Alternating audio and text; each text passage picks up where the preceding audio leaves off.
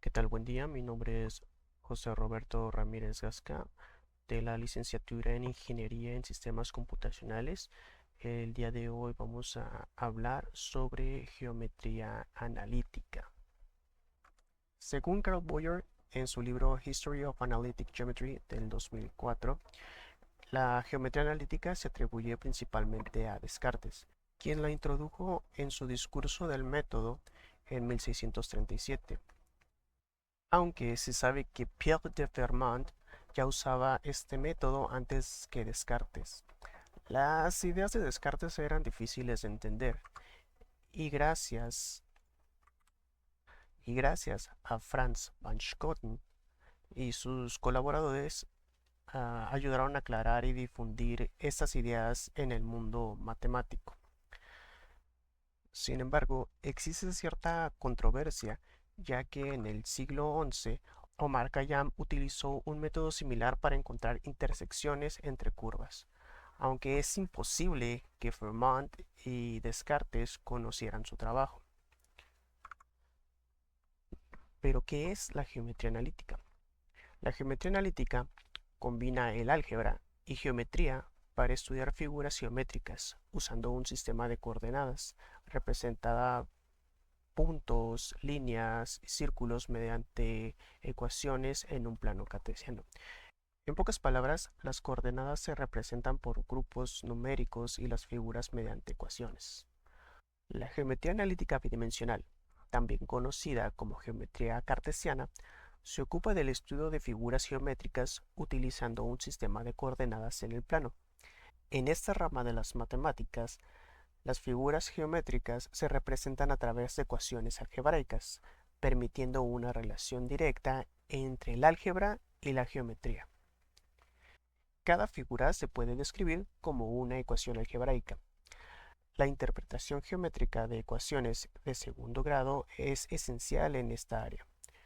Como se puede observar en la imagen, se utilizan tres puntos en un plano y utilizando los mismos tres puntos se forma una figura uniendo los puntos, en este caso un triángulo.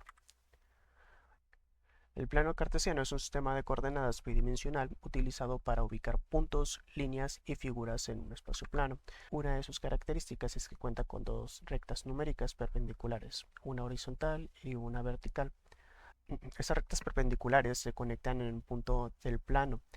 Estas rectas reciben el nombre de abscisas y ordenadas.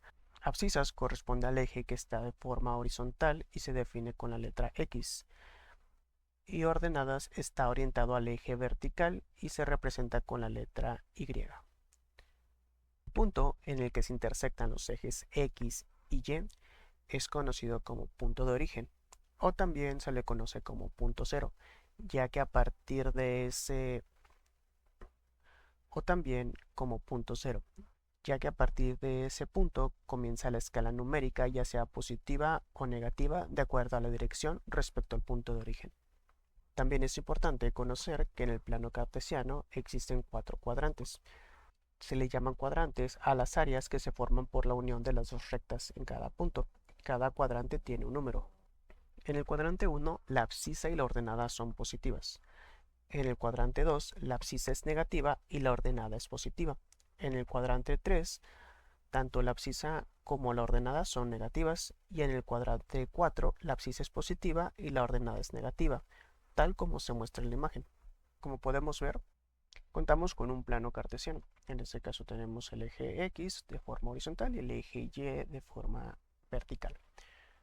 Una coordenada son los números que nos proporcionan para ubicar un punto en el plano. Las coordenadas constan de dos números, uno que determina el valor del eje X y otro que determina el valor del eje Y. Por ejemplo, en este caso vamos a ubicar un punto A, y colocamos el valor del eje X, dígase un 3, y colocamos un valor para el eje Y, que en este caso vamos a colocar un 5. Entonces en este caso podemos colocar, con esta información podemos colocar un punto en el plano cartesiano. Como se puede observar, corresponde al número 3 en el eje X y al número 5 en el eje Y. De esa forma podemos, con esa información, podemos colocar puntos en el plano. Con esta información ya sabemos cómo colocar puntos en el plano y cómo se conforman los valores de cada punto. Vamos a hacer un ejemplo. Encuentra la recta que pasa por los puntos A y B. Para esto vamos a utilizar una ecuación pendiente ordenada, que es la siguiente. Y, que corresponde a el eje vertical, es igual a m, que corresponde es el nombre de la pendiente, por x, que corresponde al eje horizontal, más b, que b es la ordenada al origen, el punto de origen. Vamos a colocar entonces nuestro primer punto, que es 3, 2, que sería el punto A, y colocamos nuestro punto B, que sería 0,0. Tenemos ambos puntos, entonces lo que nos pide es saber por dónde pasa la recta. Para esto vamos a generar, contamos con ambos puntos y queremos saber por dónde pasa la recta. Entonces, teniendo los puntos, podemos saber por dónde pasa la línea, teniendo la información de los puntos. Recordemos la fórmula, que sería y es igual a pendiente por x más b. Colocamos es igual pendiente por x más b. Ahora bien, necesitamos saber cuál es el valor de m para poder continuar. B es el origen, en este caso nuestro origen es 0, 0, entonces B sería igual a 0. M es igual a y2 menos y2 menos y1 entre x2 menos x1. Quedaría de esta forma, y2 menos y1 entre x2 menos x1. Entonces tenemos nuestro punto A, que es 3,2, y nuestro punto B, que es 0,0. Vamos a asignarles valor. Entonces, como se sabe, el primer valor corresponde a x. Entonces tenemos nuestro valor de x, nuestro valor de y, nuestro valor de x y nuestro valor de y. Asignamos una numeración, pues colocamos que a es nuestro primero, entonces sería x1, y1, y b sería nuestro x2, y2. Entonces, para cumplir con esta fórmula, vamos a sustituir los valores, que en este caso sería y2 corresponde a 0, menos y1, que sería número 2, entre x2, que nuestro x2 es 0, menos x1, que nuestro x1 sería 3. Esto sería igual, hacemos la resta, 0 menos 2 nos da menos 2, 0 menos 3 nos da menos 3. En este caso, menos entre menos nos da menos entre menos es más, entonces quedaría un resultado positivo, que sería 2 tercios.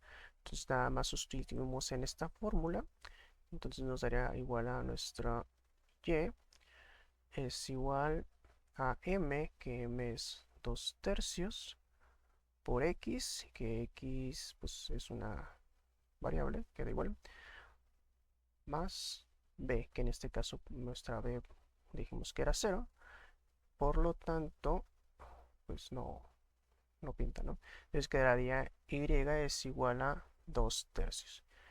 Y este de aquí sería nuestro resultado.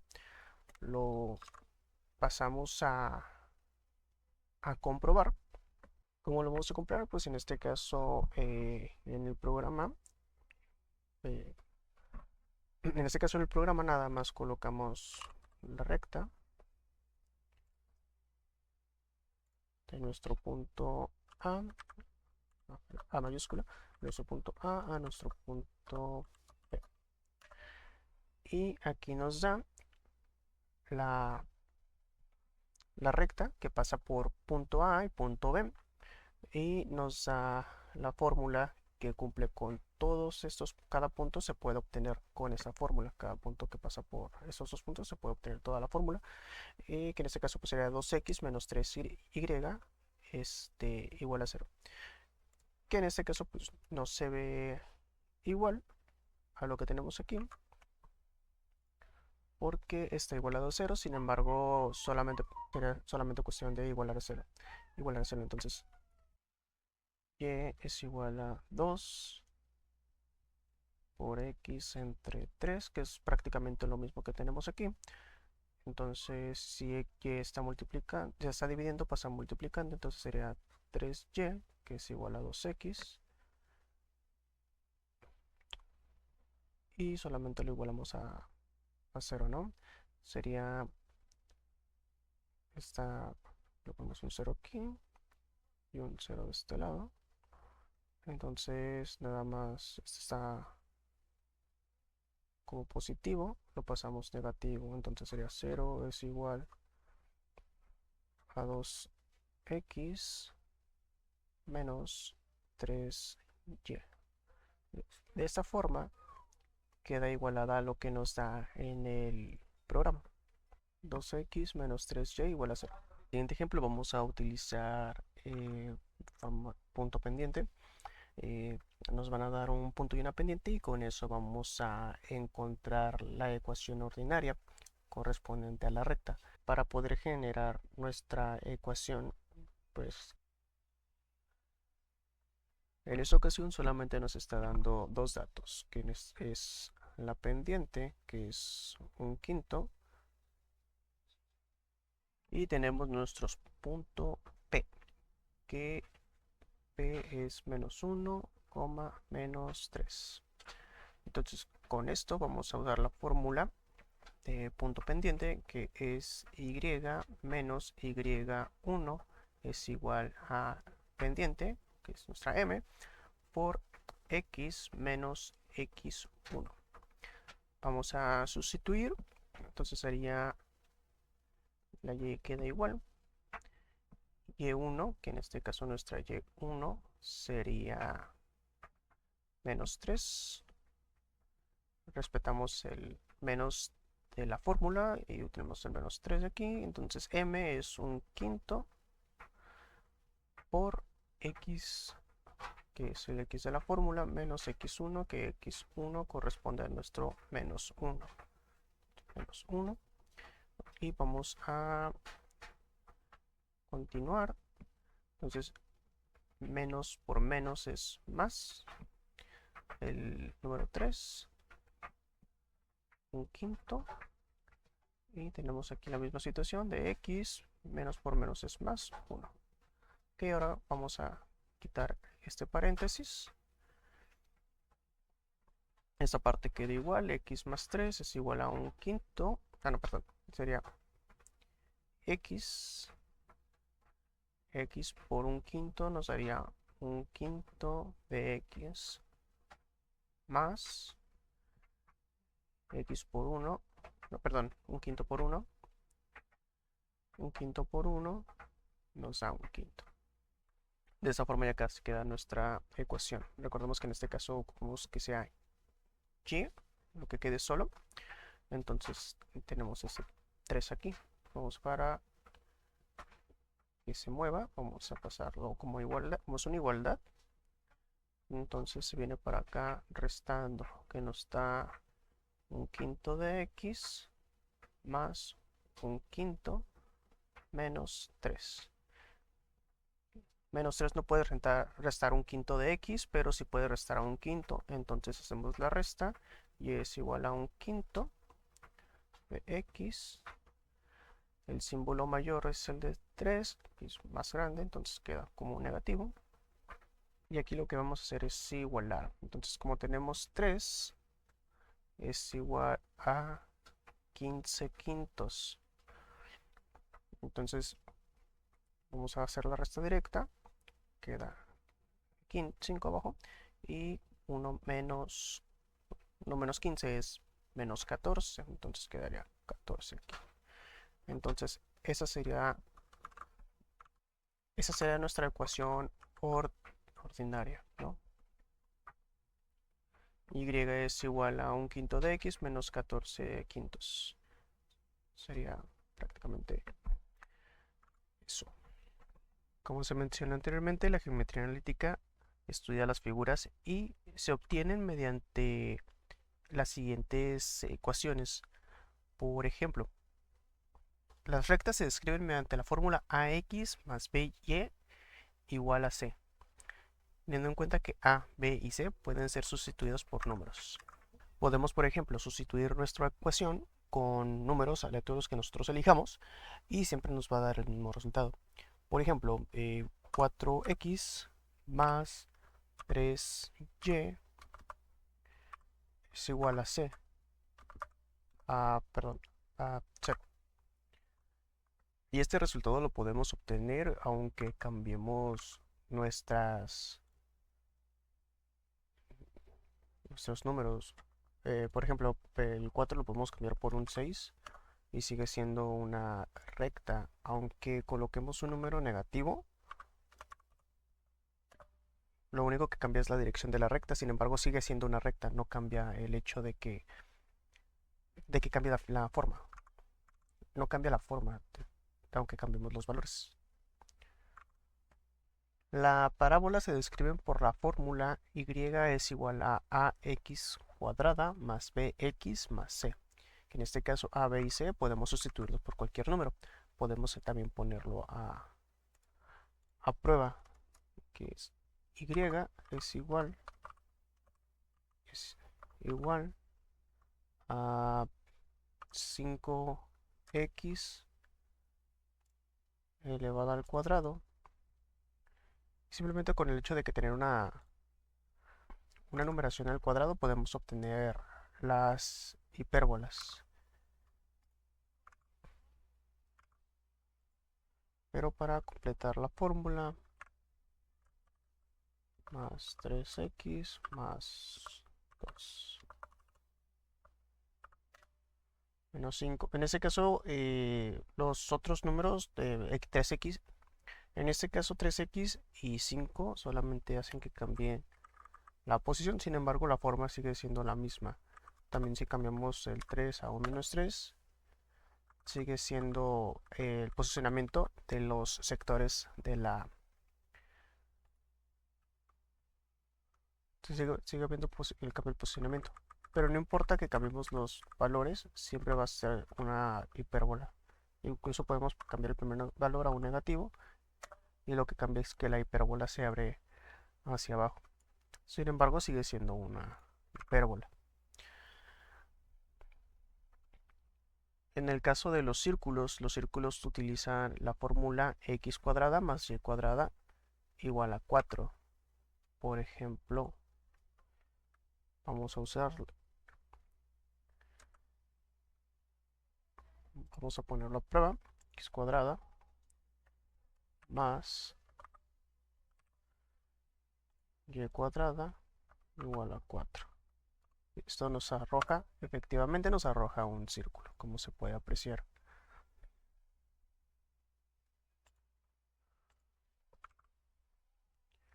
Tenemos otras formas, como las elipses, que por su parte, la elipse se describe mediante x cuadrada entre a cuadrada más y cuadrada entre b cuadrada igual a 1. Vamos a confirmar que sea así. Vamos a poner un número aleatorio, un 4 cuadrado más y cuadrada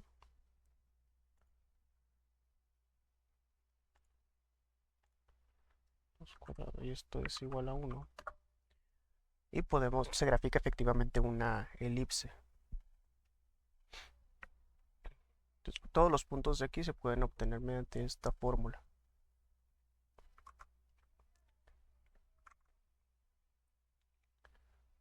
¿Okay? Por su parte, las hipérbolas se describen por la fórmula y cuadrada por a cuadrada menos x cuadrada por b cuadrada igual a 1. Entonces vamos a revisar que sea correcta. Vamos a, vamos a confirmar que sea así. Y cuadrada por algún número aleatorio al cuadrado menos x cuadrada por 3 cuadrado. Eso tiene que ser igual a 1. Y tenemos la hipérbola. Pasa lo mismo, aunque cambiemos el valor, ya sea 32, ya sea un 42, incluso de hecho no tiene que ir al cuadrado, podemos cambiarlo por un 2 aquí, un 2 acá. Y si este menos lo cambiamos por un más, nos da un círculo. Necesariamente tiene que ser, estrictamente tiene que ser un símbolo negativo para que nos arroje la hipérbola. ¿Qué tal si cambiamos un y por un negativo? Tampoco. O sea, tiene que ser estrictamente positivos. ¿Qué tal si cambiamos este por un... Y esto lo cambiamos. Entonces, nada más define... La igualdad define la apertura de la hipérbola. Sin embargo, podemos confirmar que sí es como tal, esa fórmula funciona para esta figura.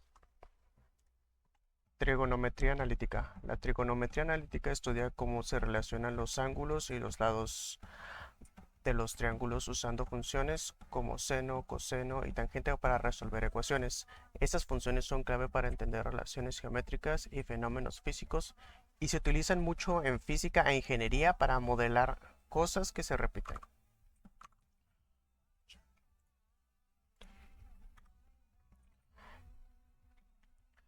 A medida que el ángulo θ se desplaza en una circunferencia, las funciones seno y coseno varían entre -1 y 1, creando ondas sinoidales. Como se puede observar en la imagen inferior, se van generando diferentes ondas cuando se va graficando el seno y el coseno en un círculo que tiene un radio de 1. El seno y el coseno representan como el seno del ángulo θ en radianes representa la coordenada y de dicho punto, mientras que el coseno de θ representa la coordenada x. La tangente se define como la razón entre el seno y el coseno y representa la pendiente de la línea que toca la circunferencia.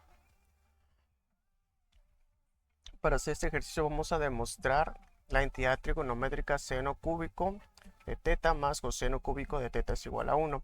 Utilizaremos la definición básica de seno y coseno en términos de la circunferencia unitaria y el teorema de Pitágoras. Como lo mencioné hace un momento, el seno y el coseno se representan en x y en y respectivamente. Entonces, si el ángulo de θ está con el eje positivo x, quiere decir que x es igual al coseno de 0 y seno de θ.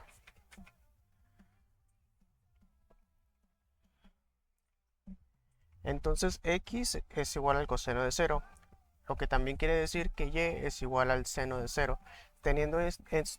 Teniendo esto en cuenta, podemos aplicar el teorema de Pitágoras, que daría de tal forma que seno cúbico de θ más coseno cúbico de θ es igual a 1 al cubo. Sin embargo, como 1 al cubo sigue siendo 1, quiere decir que seno cúbico de θ más coseno cúbico de θ es igual a 1. Eso demostraría que la identidad trigonométrica es correcta. El espacio bidimensional en la geometría analítica es el plano donde cada punto se describe con sus dos coordenadas x y y. Es lo que hemos estado viendo durante todo, es lo que ya hemos visto anteriormente. Tenemos el plano cartesiano y en el plano cartesiano está y en el plano cartesiano se puede observar el eje de las x y el eje de las y. en donde se puede colocar puntos en diferentes posiciones dependiendo de su coordenada. Esas coordenadas definen su posición única en relación con los ejes horizontales y verticales, facilitando la representación y el estudio de figuras.